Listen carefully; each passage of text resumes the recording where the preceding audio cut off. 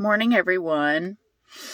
Um, I'm sitting in my car beside the camper for Camper Chronicles without Jason because he's sleeping and I don't want to disturb him. I was sitting in my car having a nervous breakdown and I just decided to go live or record this because this is real. This is the Brandy and Jason that's real. Not that our videos are fake. Our videos are not fake. That's who we are as people. We're pretty funny. He's actually really funny, but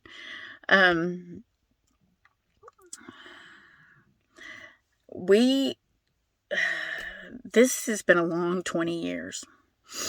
And we've gotten messages that our marriage is perfect and how cute we are and how cute, it is, but we've been together since high school. And let me just explain to you that the only reason, actually, I don't even know why we're still together. We probably should have divorced a long time ago, like everybody else. I'm not really sure what the magic was or why we hung in there. But I will say this, we have a lot of bad. We have a lot of good, but we have a lot of bad. But one of the reasons we have a lot of bad is because we're still married. Sometimes you feel like you can get a divorce and just stop the bad. And that's the part that doesn't work for Jason and I, because most of our bad has been self-inflicted, for one, just like most people. We've betrayed each other. We've lied to each other. We've acted out. We've both ran from our own damn demons, and no one's ran harder from those than myself. And those closest to me know. So I think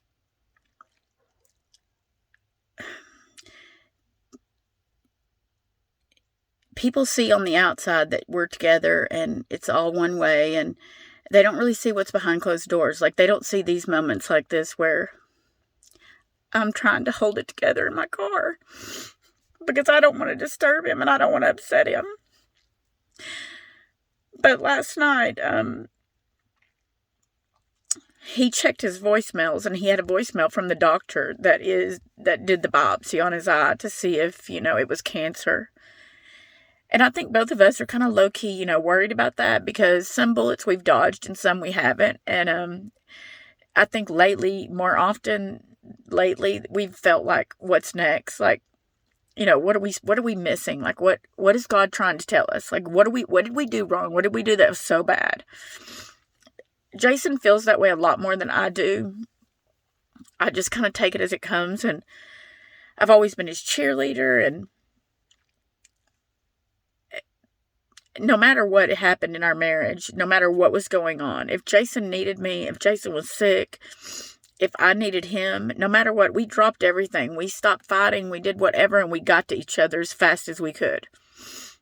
That goes back, way back, like, way back.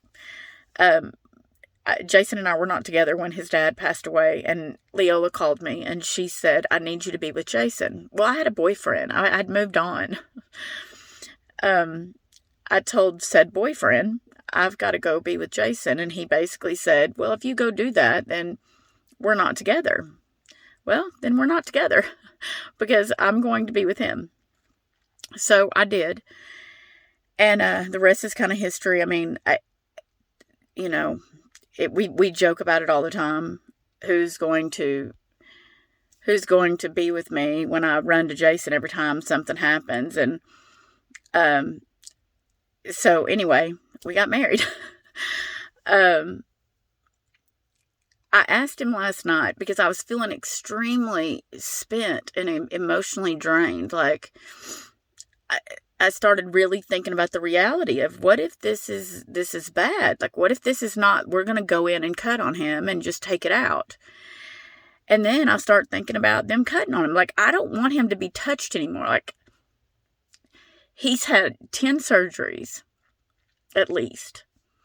I don't want anybody to touch him. I don't want anybody cutting on him. I don't want him to go through, I don't want another needle shoved in his body. I don't want any of it. So that became real to me, like, whether he has cancer or not, like, that's real to me. So I asked him, "Do you have any fight left in you?"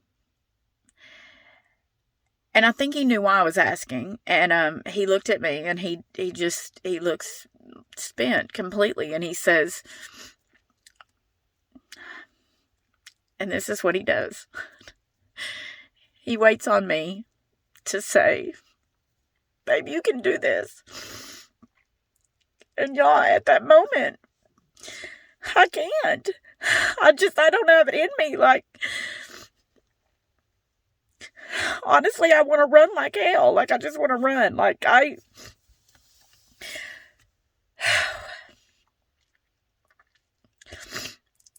And anyway, I proceeded to lose it. I started crying, and I started telling him all the things that, worry me. And, I said, this is the hardest thing. Like, he's going through all of this. Don't get me wrong. He goes through all of this. It's not about me. He goes through all of this, and I hate it all. I wish it was me.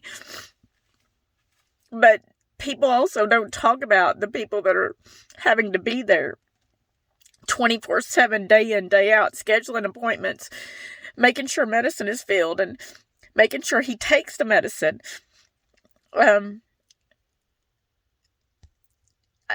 I'm trying to hold it together. Like, I'm trying to, be the cheerleader all the way to the end. And I'm not doing so well right now. Like, I've thrown the pom-poms down. I'm over it. And that happens from time to time. In the last 20 years, this has happened where I just melted down, and I needed that to build myself back up. And I'm not stupid. I know it's the devil. I know, I know. Trust me, I know.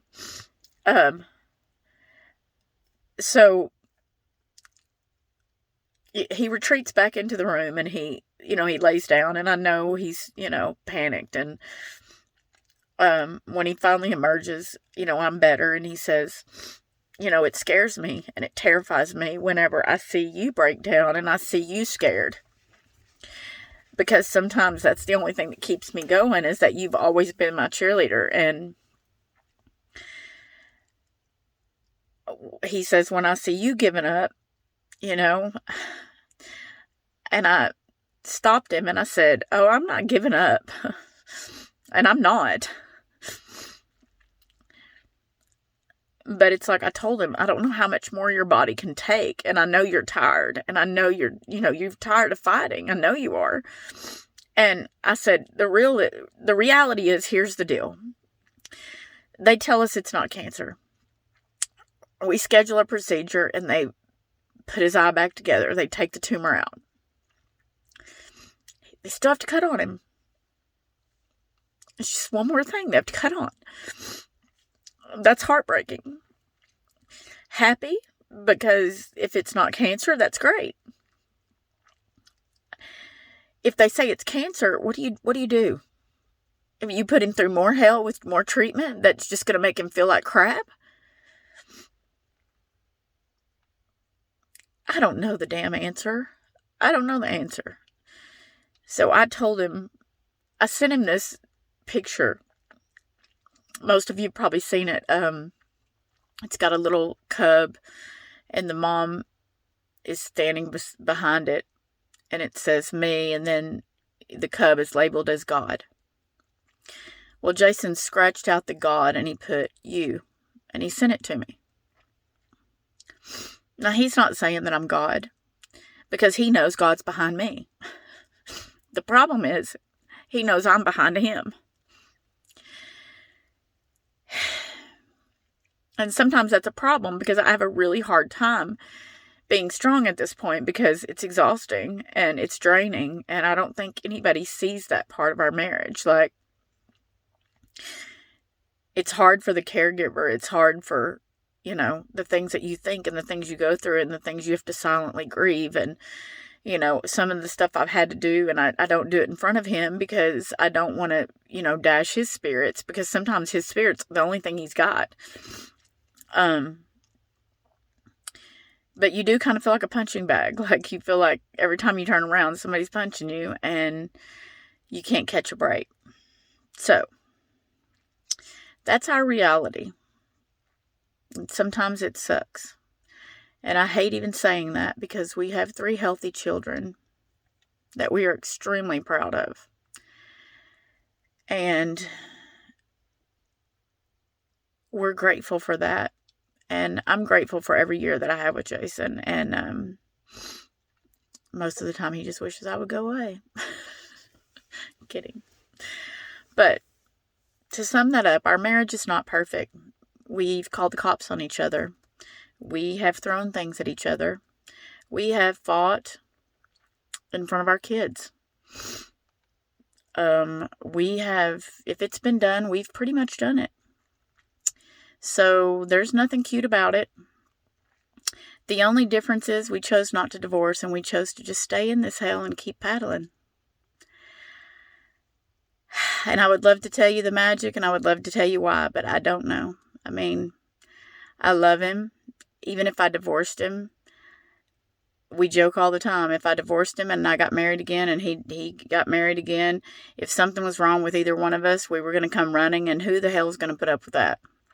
No one. So here we are, just trying to survive.